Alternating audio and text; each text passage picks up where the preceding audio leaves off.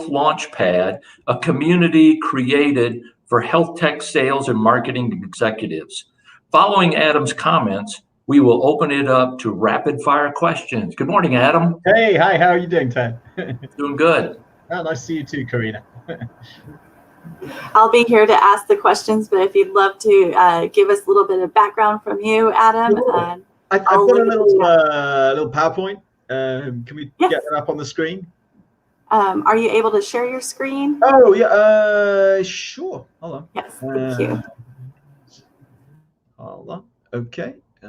Oh boy. You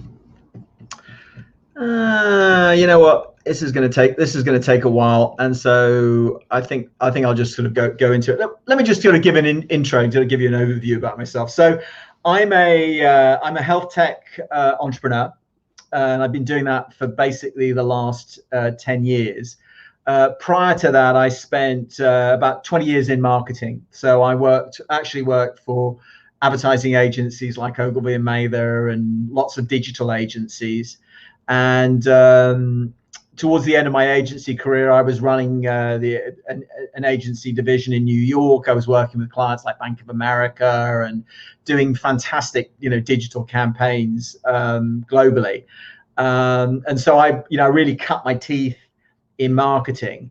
But I've always had an entrepreneurial itch, and I scratched a little bit back in the sort of .com days. And unsatisfactory. I did a couple of startups. One was a complete failure. I walked away from it after about 9 months. And then I started a little consulting business, and kind of just agreed with my partners, and I had a different vision about where we wanted to go, and I just decided it wasn't for me. So I walked away from that. So I actually had 2 startups back in the sort of 2000s that I just walked away from. Couldn't get traction with them, couldn't really get them to scale. Anyway, then I went back into gainful employment, and in about 2012 I was doing some consulting. So I started a little consulting firm with a friend of mine, and we were doing strategic consulting. And another friend of mine called Stu, who's a doctor, said, I think this sort of strategic consulting thing you do is going to be really relevant to healthcare.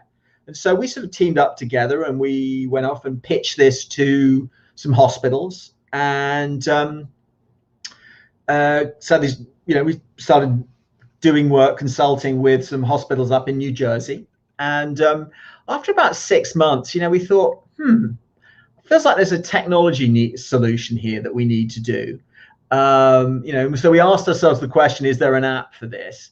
And we started brainstorming and coming up with the idea, and we turned that into a PowerPoint, and then we pitched that PowerPoint to some of our clients. And one of our clients, who was then the CEO of Jersey City Medical Center, said, you build that, I'll buy it. And that's how I started a health tech company back in 2012, because that lit the fuse. So we went off, we hired some developers, put our own money into it, and developed to an MVP, a minimum viable product. And so by the end of 2012, we were able to pilot that with a group of physicians at Jersey City Medical Center, and they loved it. They absolutely loved the technology. So we thought, we got something here.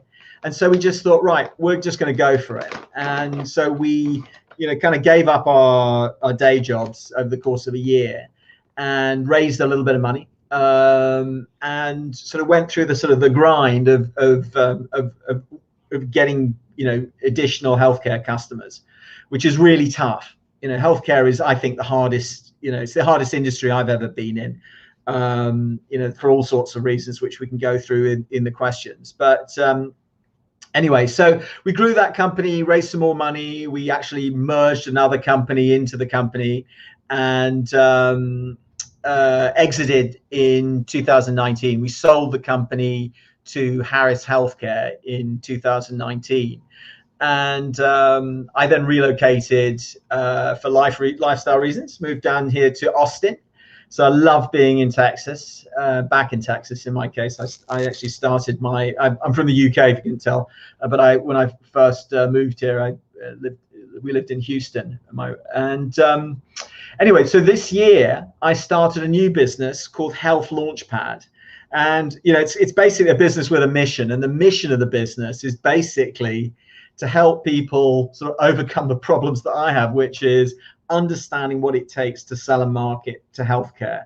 And what we do is three things. We help, first of all, we help people connect. So we have a networking group. We help people connect people with each other, and we run workshops and webinars to do that.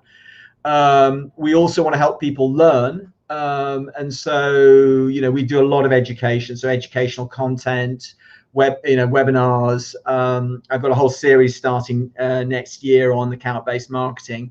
And then, Grow is our consulting business. So I work with companies either entering the healthcare market or companies that are in the healthcare market improve their marketing. And, I've started this thing back in just sort of as when COVID started, and it's going pretty well. So, and I think I kind of feel that through all my entrepreneurial journey, everything led up to this moment, and I sort of feel better ready to do this thing than any of the other ones. So we only have about 10 minutes, but I wanted to why don't we take the screen off now? Thanks, Karina and Jenny. Let's. What questions do you have? What can I answer for you? Yeah, ask me anything. Healthcare, entrepreneurial, raising money, who my favorite soccer team is, whatever you're interested in. I'm here. Thank you so much for taking us through that journey. And yeah, I understand. It seems like everything kind of compiles and moves into the next phase, especially when you're a serial entrepreneur. With that, why don't we talk about co-founders, right? You kind of touched a little bit about a company that you had. One of the questions was, hey, I have a business and I've been doing it on my own, which is a solopreneur, and they want to know when or if they should have a co-founder. It's a really great question. This is the first business I've actually started without a co-founder. And all the other businesses I had co-founders, and I really needed them. And I needed them to, frankly, make up for, gaps in my own abilities, like, gaps. I had no experience in healthcare. So when I started what became Unify Health, I started it with a physician because he was a subject matter expert and also had relationships. I also needed a technology. I can't code. So I needed a partner who would actually develop the code. So that was, I needed that then. But the downside of partners is that you compromise. Because there may be a direction which you think is the right direction, and you've got to get alignment. And if you can't convince your partners that what the direction you want to go is the right way, then you're going to go the way that they want to go. And in some cases, I've regretted that. And so that was a challenge for me. And so actually, when I started this business, I decided, I love the partners I work with, I'm friends with them. But I wanted sort of control. So in this case, I've decided I actually designed the business. I'd never actually have to take on a partner full time unless I really wanted to. I didn't want to be in a situation where I'd need to. So I also mentor a lot of startups. I didn't mention this. I mentor at the Capital Factory, I mentor at Texas Medical Center, and also Del Med. And I work with a number of partners, and I've seen entrepreneurs go through this, and I think that at some point you're going to have to give up something. You're going to have to give up some control or equity to bring somebody on. But I will tell you though, if you look at some of the most successful businesses, it's a mix, right? So you look at Facebook. Facebook is all about Zuckerberg, right? But you look at Google, it's about Larry and Sergey. So that's a partnership. So sometimes they work. Sometimes it's like, you're a maniac with a mission, and you don't want anything to get in the way. And so it's a tough decision. Should we take another question? Yes, that was actually a great segue into the question that we have in the comments. That question is it complicated to work within the healthcare industry due to regulations? I think that actually could actually talk and touch on, government contracts and, historically underrepresented businesses. So I can really talk most about healthcare, and I'll tell you, yes, it's complicated, but there's a sort of there's sort of good news, bad news actually, because frankly, where there's regulation, there's opportunity, because regulations force the organizations to have to change and do something differently. So, in the case of healthcare, there's a ton of different regulations. I mean, and it sort of depends where you're going into. In the case of my own business, we were selling a secure communications product. And so the regulation that we were dealing with was HIPAA. So we just needed to understand it. And fortunately, my partner, who's a physician, was also actually formerly an attorney as well. He was a polymath, amazing guy. And he was also very familiar with HIPAA. And so that sort of helped speed up the process. And the thing that was actually positive for us about HIPAA is it sort of raised the barrier a bit and made it harder for certain people to actually get into the market, because it was a hurdle to get over. So the other thing that's good about about regulations is that, particularly in healthcare, is that quite often the regulations guide the money flow. So in healthcare, the money flow, actually a lot of it comes out of the government through Medicare and Medicaid, which is the sort of government-backed insurance plans. And so there's a whole series of regulations for the way that money flows out of the government. So if you can kind of understand the flow of the money, you can figure out where the inefficiencies are and where the opportunities are. So yeah, it does regulations make things hard. And what I'm talking about with healthcare is it doesn't matter what industry, like Sarbanes-Oxley, that's sort of a broad sort of commercial issue. With government regulations and government contracts, there are all kinds of laws and regulations that you need to follow. It's like you got to think about where are the opportunities in the regulations, and you just got to do the hard work to get yourself familiar with it. And if you do, that's where you'll start to see opportunities that other people aren't seeing. I love that. You definitely have your entrepreneurial lenses on, because that's all about entrepreneurship. It's finding those opportunities within, gaps and things that other people wouldn't recognize. So I see another question. It says, what are the key components to becoming a consultant? Perfect. Thank you, Max. So yeah, thanks, Max. So there's a number of things. First of all, you got to think about it sort of two things. It's like, what is it that you're selling and how is it you're going to sell it? So in terms of what is it that you're selling expertise, right? So if you're going to become a consultant, you need to be, credible in something. So when I actually started this consulting business, I actually started with a much broader scope. I was going to be business to business sales and marketing. And then I realized, well, actually, no, my specialty is healthcare. So I just went, no, I'm going to go healthcare. And actually, when it's for healthcare, it's like, well, that's pretty broad too, because I'm actually not helping healthcare hospital marketers. I'm helping people selling to healthcare. So I narrowed it further. So that's my expertise. So that's the expertise I'm selling. In terms of how you sell it, it's relationships. So, I've got a good network, and I then have developed a really systematic process using LinkedIn and content to raise my authority and to generate new leads. So you've got to kind of get the two parts ready, the sort of the expertise part of it, and then the process part of it. I think we've got time for one more question. I got to run at the top of the hour. Is what's your advice for a solopreneur hoping to grow and scale their business?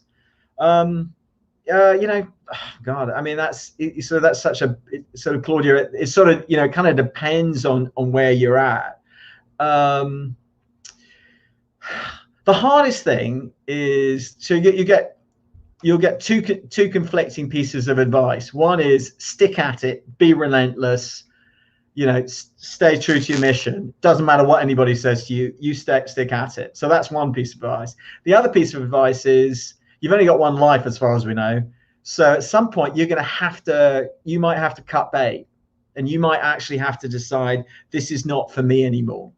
And that's the really hard thing to decide. And so my advice to you is to figure out who your truth tellers are. Who is it that's actually, everybody's going to give you advice because it's so, most people have not been in your shoes, but everybody feels like they've got the right to tell you what you can do. So you've got to figure out who your truth tellers are, who are the people who actually legitimately you want to listen to, and that's the hard thing to figure out. Do we have one more question, and then I got to drop? We had one that was actually very similar to the last one that was asked. So thank you so much, Adam. It looks like everyone was very excited, anticipating the rapid fire, and that definitely was a rapid fire question. So well, great. It's been a real pleasure. And good luck with the rest of Global Entrepreneurship Week. I really feel privileged to be included. Thank you. Appreciate it. Thanks, Adam. Bye. Thank you, Adam. I would like to acknowledge the planners and sponsoring partners for the San Marcos Global Entrepreneurship Week program. Chairing the effort is Ms. Karina Boston Pinellas of Splash Co-working, Claudette Blythe, founder of Modern Tribes Events and chair with the Dunbar Heritage Association. Sean Ball, founder of SemPulse, new venture entrepreneur in residence at Texas State University Star Park, the Center for Innovation and Entrepreneurship at Texas State University, and Barbara Thomason, Director of Workforce Development, Business Retention and Expansion at the Greater San Marcos Partnership, the regional economic development organization for Hays and Caldwell counties. Also, thank you for today's program sponsors, Baylor Scott White with clinics and hospitals across the great state of Texas, and thanks to the Translational Health Research Initiative at Texas State University. Currently, we have a unique way to allow you to interact and create connections we call Chat Roulette. It is a way that we pair up attendees, then scramble up again so that you get to meet as many people virtually as possible in the allotted time. We will scramble for about 15 minutes, then transition to vendor booths, which is a virtual platform, is not to be missed. So, ready, set, go.